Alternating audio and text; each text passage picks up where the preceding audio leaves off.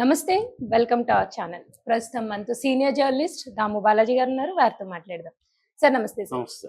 Sir Allu అర్జున్‌కి IT అధికారులు shock ఇచ్చారని చెప్తున్నారు సార్. ఏంటంటే గత కొన్ని రోజులుగా దిల్ రాజు, మ్యాంగో మీడియా వీళ్ళందరి మీద ఐటీ దాడులు జరుగుతూ ఉన్నాయి. సో అందులో భాగంగానే అల్లు అర్జున్‌కి 'పుష్ప 2' మూవీలో భాగం ఉందని. సో అలాగే ఈ 'ఆహా' ఇవన్నీ ఉన్నాయి కదా సార్. అందులో కూడా దాని గురించి అల్లు అర్జున్‌కి ఐటీ దాడులు జరగబోతున్నాయి అనే న్యూస్ వచ్చింది సార్.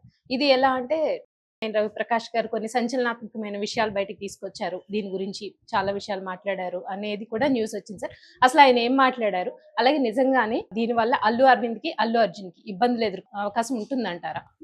యాక్చువల్‌గా గత కొంతకాలంగా ఐటీ అధికారులు మన సినిమా ఇండస్ట్రీలో అనేక మంది మీద, ముఖ్యంగా దిల్ రాజు, తర్వాత మైత్రి మేకర్స్, వీళ్ళందరి మీద దాడులు చేశారు. దిల్ రాజు కూడా ఓపెన్ గానే ప్రెస్ మీట్ పెట్టి కూడా ఏం జరిగిందని చెప్పారు. ఎందుకంటే ఆయన రకరకాల మీడియా స్పెక్యులేషన్స్ ని ఫుల్ స్టాప్ పెట్టాలని ఆయన ఓపెన్ గా చెప్పాడు.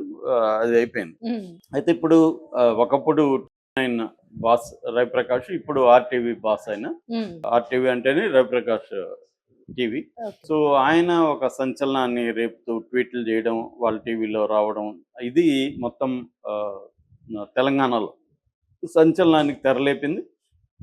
అందులో ఆయన 2-3 విషయాల్ని తీసుకొచ్చాడు. అందులో ప్రధానంగా ఒకటేమో కాశ్మీర్ ఫైల్స్ అని మధ్య కొంత సంచలనం సృష్టించింది. వివాదాస్పదమైన సినిమా, రజాకార్ల మీద తీసింది. దాని ప్రొడ్యూసర్ అభిషేక్ అగర్వాల్, ఆయన ఇంతకుముందు కూడా ఇలాంటి సినిమాలు తీశాడు. ఆయన మీద దాడులు, ఐటీ దాడులు చేస్తే దాదాపు 90 కోట్లు అక్రమ ఆస్తులు బయటపడ్డాయని, ఇది ఈసారి ఆయన స్విస్ ఫైల్స్ అనే సినిమా తీసుకోవాల్సి వస్తుందని కూడా రవిప్రకాష్ ట్వీట్ చేశాడు.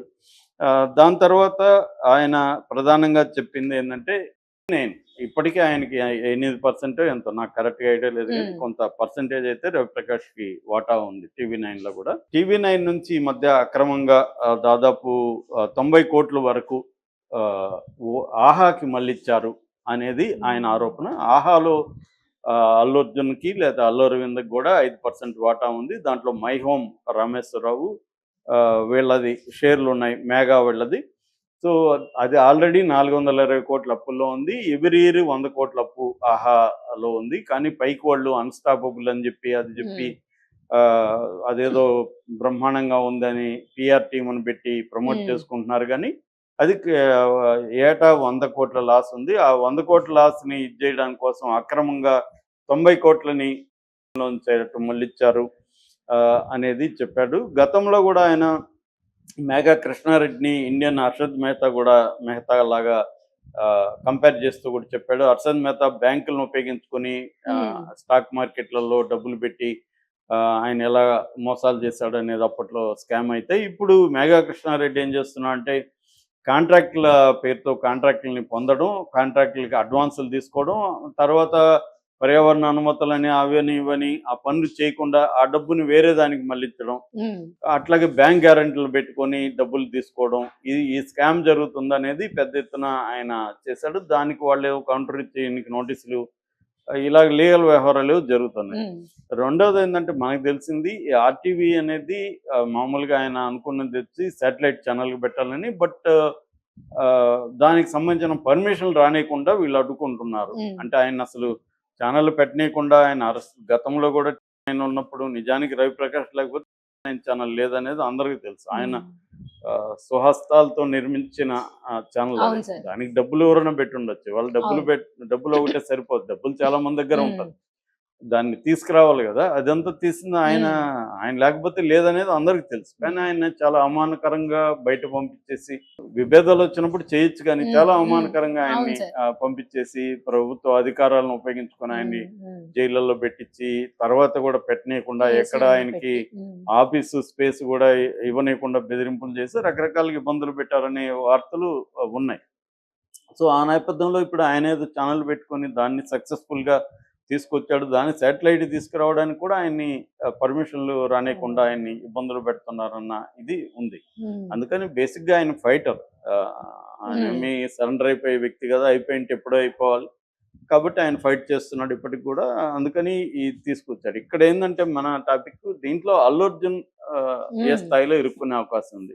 ఎందుకంటే పుష్పాది కూడా అల్లు అర్జున్కి 300 కోట్ల రెమ్యునరేషన్ ఇచ్చారనే మనకి ఇది ఉంది. అందులో కొంత మొత్తం రెమ్యునరేషన్ డబ్బు రూపంలో కాకుండా కొంత వాటాల రూపంలో కూడా ఉందని ఈ మధ్య చాలా మంది హీరోలు అదే చేస్తున్నారు. అవును సార్. సినిమాల్లో వాళ్ళు ఏంటంటే ప్రొడ్యూసర్కి నొప్పి తగలకుండా, ఎందుకంటే ప్రొడ్యూసర్ ముందుగా తీసుకొచ్చి వీళ్ళకి ఎక్కడ 200 కోట్లు 300 కోట్లు ఎక్కడి నుంచి ఇస్తారు.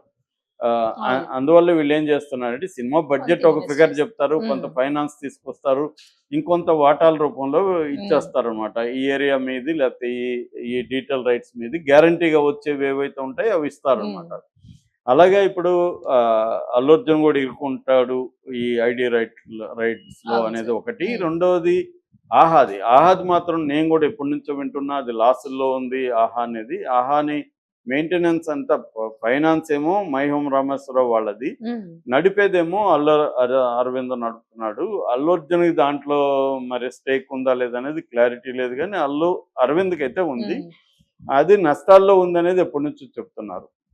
అందుకని అల్లు అరవింద్ తెలివిగా తన ఫైనాన్స్ విషయాల్లో తనకి సంబంధం లేదు, నష్టాల్లో నాకు సంబంధం లేదు, నేను ఓన్లీ మేనేజ్ చేస్తాను, దానికి నాకు ఎంత ఇవ్వండి అనేది మాట్లాడుకున్నారు అనేది ఉమ్. ఒక ఇది మనకి క్లియర్గా విషయాలను అయితే వాళ్ళు ఎప్పుడో అఫీషియల్గా బయటకు రాలి. ఇవన్నీ కూడా బయటకు వస్తున్న వార్తలు అనమాట. ఈ కాంటెక్స్ట్లో రవిప్రకాష్ ఒక బాంబు పేల్చాడా, ఎందుకంటే ఆయన ఇప్పుడు కొత్తగా పేల్చింది కాదు, గత కొంతకాలం నుంచి ఆయన మెగా అండ్ మహిమలతో ఉమ్. అనేక ఫ్రంట్లలో పోరాడుతున్నాడు. ఆయన తన శక్తియుక్తుల మేరకు ఆయన ఫైట్ చేసుకుంటూ వస్తున్నాడు. వాళ్ళు కూడా ఇప్పుడు ఏంటంటే బిజినెస్ రైవలరీలో కూడా పాలిటిక్స్ లేకుండా ఇవాళ మన దేశంలో ఏ అంశం లేదు. పర్సనల్ ఈజ్ పాలిటిక్స్ అని ఫెమినిస్టులు అంటారు, కానీ ఉమ్. అది ఫెమినిస్టులకే కాదు, స్త్రీలకే కాదు, అందరికి అన్ని జీవితంలోని అన్ని రంగాలకు కూడా వర్తిస్తుంది. ఉమ్. అన్ని రంగాల్లో కూడా పాలిటిక్స్ అనేది ఇంపార్టెంట్ అయి కూర్చునింది, వ్యాపారాల్లో కూడా.